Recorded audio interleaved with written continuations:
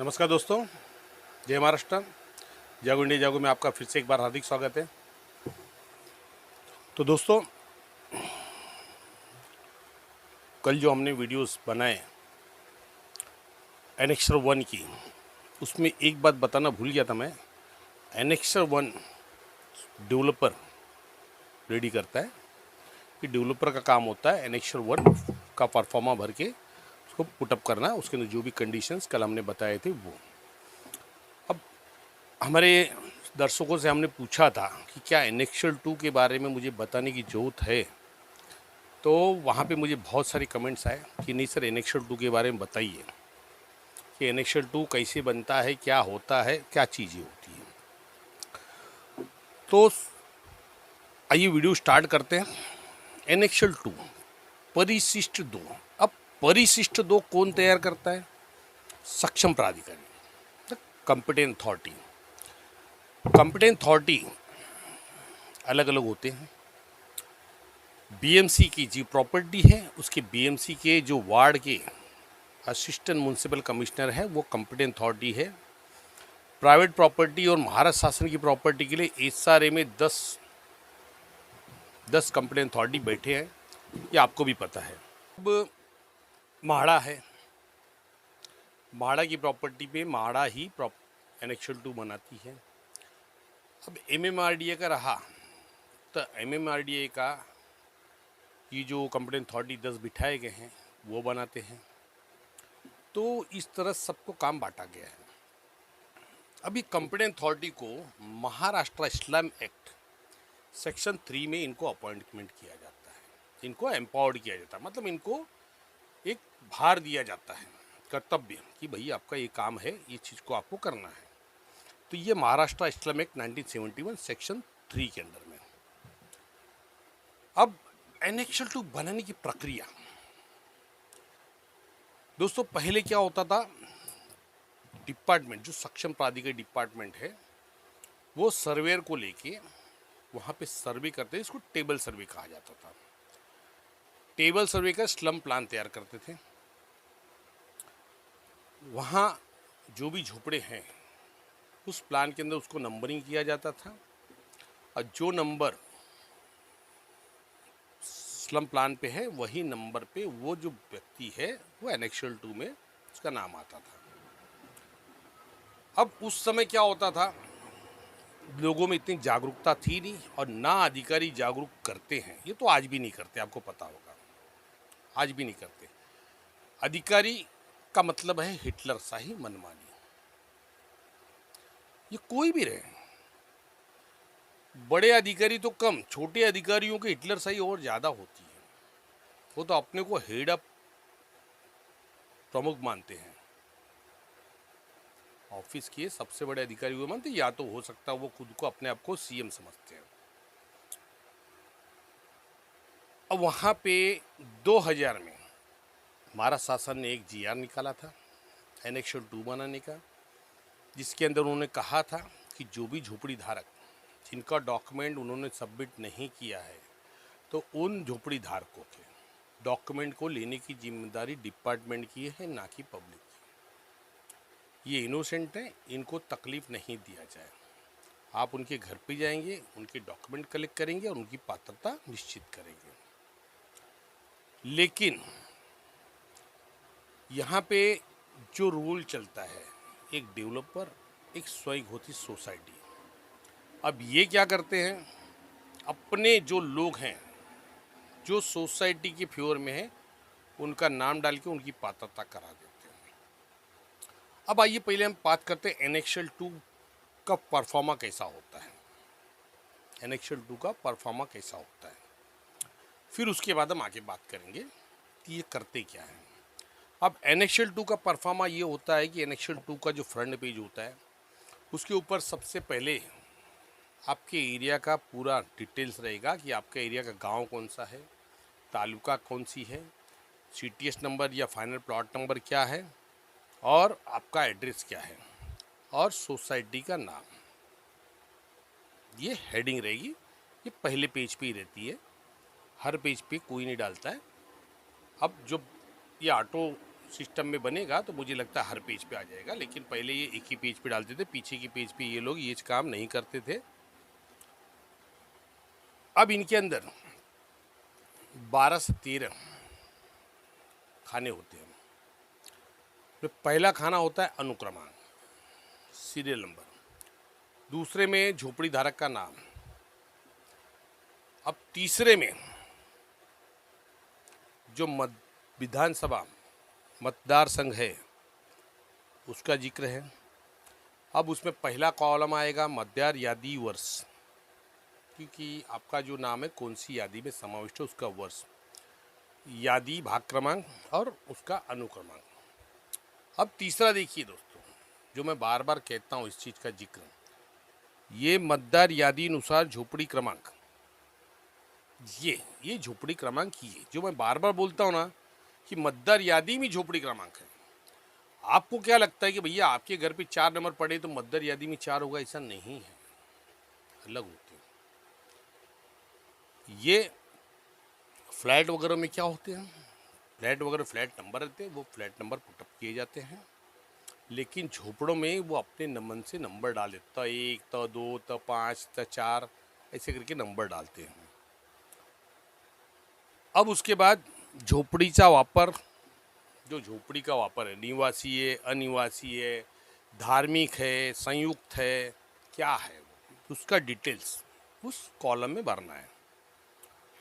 फिर चटई क्षेत्र निवासी अनिवासी वापराबाबत चौरस मीटर।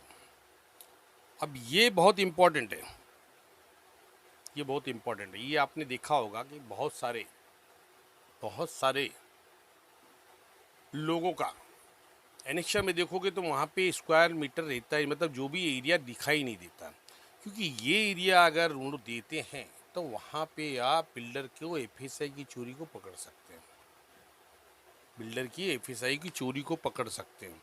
लेकिन इसके अंदर होता यही है कि ये लोग इस चीज़ को जानबूझ के डिपार्टमेंट इसमें से गायब कर देते, खाली कमर्शियल का डालते, बोलते रेसिडेंस हो तो 300 देना है, लेकिन उनको पूरा ये डालना चाहिए, जिससे आप पूरे का कैलकुलेट करके आपको पता चल सकता है कि बिल्डर का एक्चुअल में स्लम प्लॉट कितना है,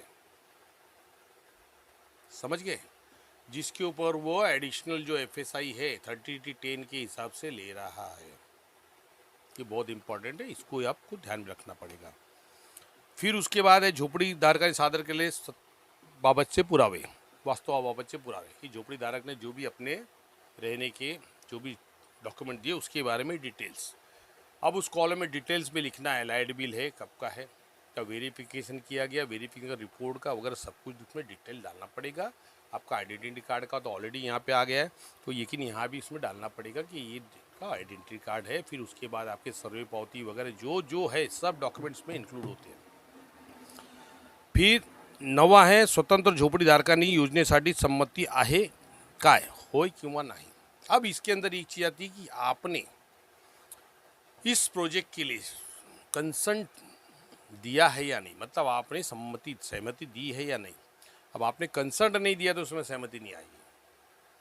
ये एक इम्पॉर्टेंट पॉइंट है जिसके अंदर आप ये पता कर सकते हैं कि क्या डेवलपर को 51% मिला है, पहले 70 था, अब 51% सहमति मिली है या नहीं।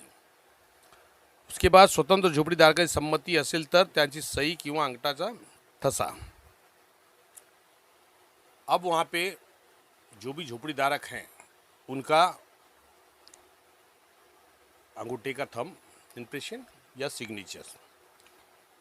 फिर 11वें पॉइंट में है पात्र पात्र, तो रिमार्क देना है कि ये भाई पात्र हैं या अपात्र हैं। लास्ट में है सेरा, सेरा का मतलब होता है रिमार्क, कि आपके ये सब डॉक्यूमेंट आने के बाद इन्होंने क्या निर्णय लिया, निष्कर्ष, रिमार्क वो वहाँ पे लगाएंगे कि भाई इनका जो लाइट बिल है वो 2000 के पहले का है, इलेक्शन आईडी का 2000 के पहले का है, इसलिए इनकी झोपड़ी पात्र, ये रिमार्क मारेंगे वहाँ पे। तो ये जो चीज़ें हैं ये चलती है। अब प्रॉब्लम्स क्या होते हैं यहाँ पे, जो एनेक्शल 2 का लास्ट पेज होता है, लास्ट पेज में chief promoter of cooperative housing society owner developer NGO, इनकी सिग्नेचर्स लगती है। फिर उसके अंदर वहाँ समरी दिया जाता है कि टोटल हटमेंट डिवेलपर्स कितने हैं, रेसिडेंशियल कितने, कॉमर्शियल कितने, जो रिलीजियस स्ट्रक्चर्स कितने हैं, ये सब का डिटेल्स दिया जाता है।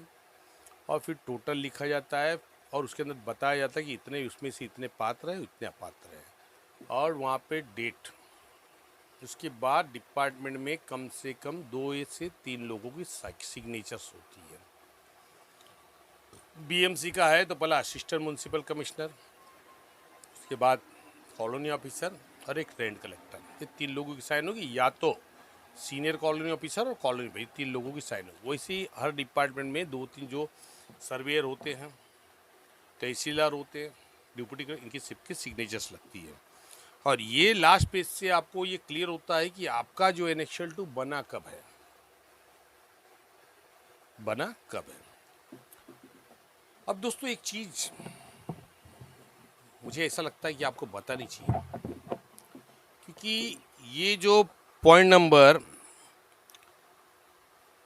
5 में, कॉलम नंबर 5 में दिया गया है कि स्ट्रक्चर नंबर, झोपड़ी क्रमांक, मतदार यादीनुसार झोपड़ी क्रमांक, ये बहुत ही गहरा प्रश्न है झोपड़ी धारकों के लिए, जिसके विषय में ना तो सरकार ने कभी बताया, ना किसी जानकार ने बताया, ना अधिकारियों ने बताया,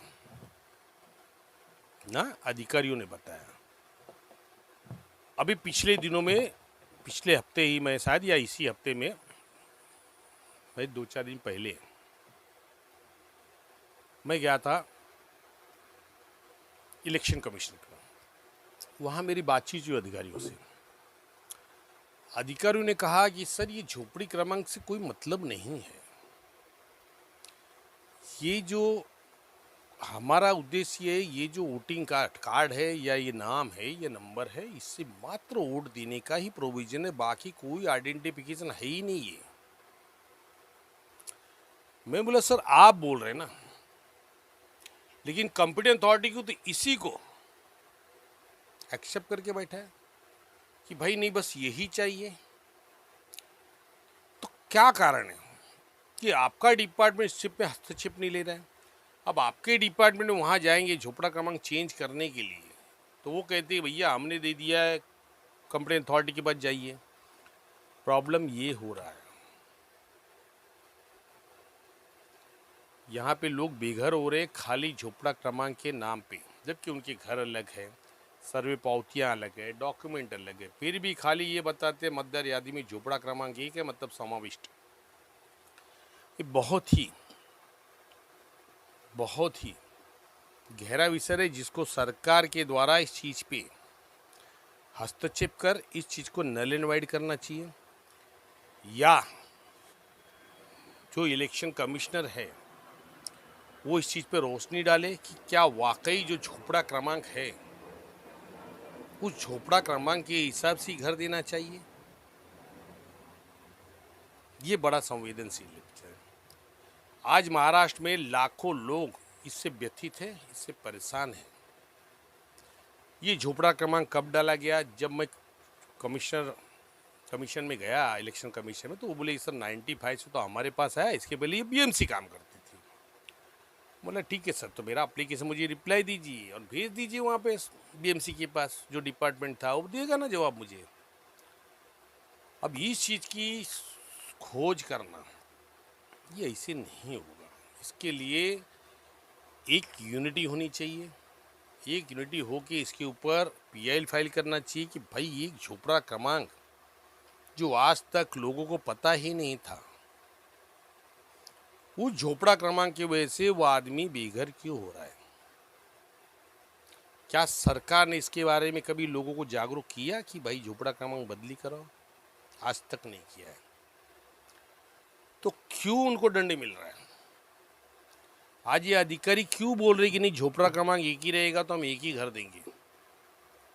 अरे भाई आपके यहाँ से सर्वे हुआ, आपके डिपार्टमेंट बायोमेट्रिक किया या सर्वे किया, तो सर्वे करने के बाद वहाँ पे झोपड़ा अलग आया, तभी तो आपका नाम आया। स्लम प्लान में अलग है, एनेक्शर में नाम अलग है। उसके बावजूद उनके डॉक्यूमेंट है जो दिखाई दे रही कि भैया अलग है। कहीं कहीं तो सर्वे पावती भी है 2000 की, तो भी बोलते नहीं चलेगी। मतलब वो सर्वे पावती जो सर्वे हुआ था वो भी डिनाई कर रही कि भैया गलत है। तो आखिर अधिकारी को क्या चाहिए? क्यों ये झोपड़ा क्रमांक के ऊपर इतना जोर दे रहे हैं? कारण क्या? कारण क्या? तो ये चीज को समझना है, और इस चीज को समझने के लिए मैं कदम बढ़ा रहा हूं। देखते हैं, देखते हैं आगे कब तक जाए हम, क्योंकि इसको तो मुझे खोजना है कि आखिर झोपड़ा क्रमांक कब और किसने लगाया, कौन सी ईयर में लगाया, बस यही पता करना है। उसके बाद रिवाइज कब कब हुए। प्रॉब्लम ये है, लोगों को जानकारियां नहीं, लोगों को बताया नहीं जाता। सरकार अपने मन से अपना कानून बनाती है, लोगों को उजाड़ फेंकती है। बस मुंबई में मुंबई को भगाने की ये भरपूर कोशिश चालू है। मुंबई को भगाने की भरपूर कोशिश, पुरजोर कोशिश चालू है। सरकार मुआयना करवा ले, सर्वे करवा ले। ये जो सरकार इतने घमंड के साथ कहती ना कि हमने इतने लाख लोगों को बसाया, उनको फ्लैट मिला, तो सर जितने लोगों को आपने फ्लैट दिए ना, उस खाली उतने फ्लैट का सर्वे करवाइए कि उसमें ओरिजिनल कितने हैं। दूध का दूध और पानी का पानी हो जाएगा। आज यहाँ पे एक्स्ट्रा बर्डन लोगों पे डाला गया। अच्छी खासी जिंदगी से उठा के उस चाल से भी बदतर इमारत में डाल दिया गया। आखिर क्या गलतियां किया था झोपड़ी धारकों ने?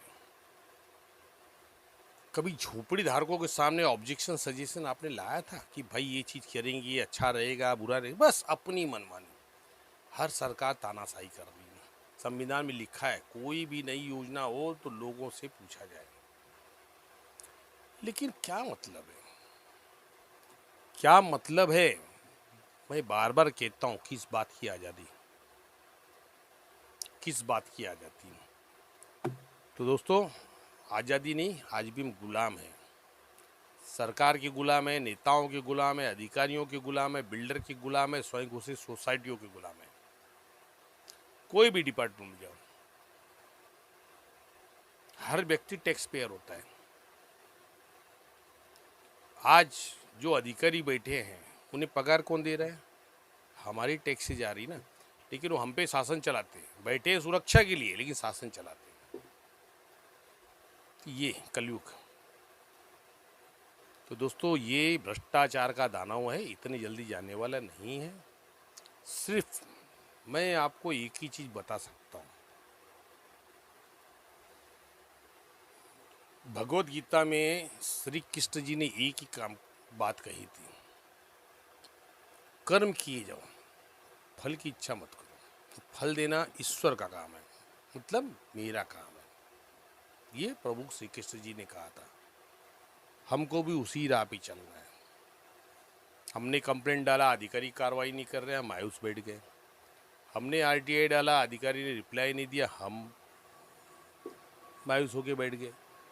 मायूस व्यक्ति हमेशा ही हार की तरफ अग्रसर होता है, ये चीज़ को ध्यान रखिए। मायूसी नहीं, मायूसी नहीं, मुंह तोड़ जवाब। भिड़े रहेंगे, लड़ते रहेंगे, अंत तक लड़ेंगे। हमें कोई झगड़ा नहीं करना, हमें कानूनी लड़ाई लड़ना है। तो दोस्तों, आज मैं सारे गया था, एक दो फैक्टर्स मुझे ऐसे ऐसे आए जो मेरे पास आ जाएंगे तो उस पर वीडियोज़ भी बनाऊंगा मैं। आज जिस चीज़ को ढूंढ रहा था मैं, वो चीज़ भी मेरे सामने आई है। लेकिन मैं अभी उनसे मांगा नहीं, मैंने बोला भाई पहले आप इस चीज़ के ऊपर एक्टिवेशन कीजिए, फिर मुझे भेजिए, फिर मैं इसको वीडियो पे चलाऊंगा कि क्या है ये। तो वो जो चीज़ें हैं वो बाद में आएगी, और वो चीज़ कुछ न कुछ असर पड़ेगा सरकार पे। बस एक चीज़ मेरी बात समझ में ऐसी आई कि एआर डिपार्टमेंट बैठे जो अधिकारी हैं, ये दूसरे का घर भी किसी बोगस डॉक्यूमेंट वाले को दे रहे हैं। ये भी मामला सामने आया। का पेपर आने के बाद मैं उसके बारे में पूरा सच आपके सामने लाऊंगा कि एक्चुअली में हुआ क्या है। तो दोस्तों, हम बात कर रहे थे एनेक्शल 2 की। एनेक्शल 2 कॉम्पिटेंट अथॉरिटी बनाता है और एनेक्शल 1 बनाता है डेवलपर करता है, क्योंकि डेवलपर को वहाँ डिटेल्स देना पड़ता है परफॉर्मा में कि भाई जो लैंड है उसका स्टेटस क्या है, सद्य स्थिति क्या है, उसके अंदर स्टेटस क्या है, तो वो चीज़ें। तो दोस्तों, मिलते हैं अगली वीडियो में। एनेक्शल 3 के बारे में बात करेंगे। बहुत ही इम्पोर्टेंट विषय है। हमारा वीडियो छोटा हो या बड़ा हो, हम एक एक एनेक्शल्स लेंगे जिससे लोगों को समझ में आए। क्योंकि आज आपने सीखा एनेक्शल 2, तो एनेक्शल 2 का मतलब है झोपड़ी धारकों की यादी, जिसमें झोपड़ी धारक पात्र हैं या अपात्र हैं वो निश्चित की जाती है। यदि कोई व्यक्ति अपात्र कर दिया जाता है, उसके बाद डॉक्यूमेंट है, तो उसके अंदर वो रीअपील करके या को रीअप्लीकेशन करके या 35 में अपील करके अपनी पात्रता निश्चित कर सकता है। तब वहाँ पे निकलता है सप्लीमेंट्री एनेक्शल 2, पुरवणी परिशिष्ट 2। क्योंकि एनेक्शल 2 जो एक बार फाइनल हो गया, उस एनेक्शल 2 में कंप्लेंट अथॉरिटी भी कोई भी दिखावट या कोई करेक्शंस नहीं कर सकती, वो फाइनल माना जाएगा। तो दोस्तों, मिलते हैं नेक्स्ट वीडियो में। बने रहिए जागो नए जागो के साथ में। धन्यवाद। जय हिंद, जय महाराष्ट्र।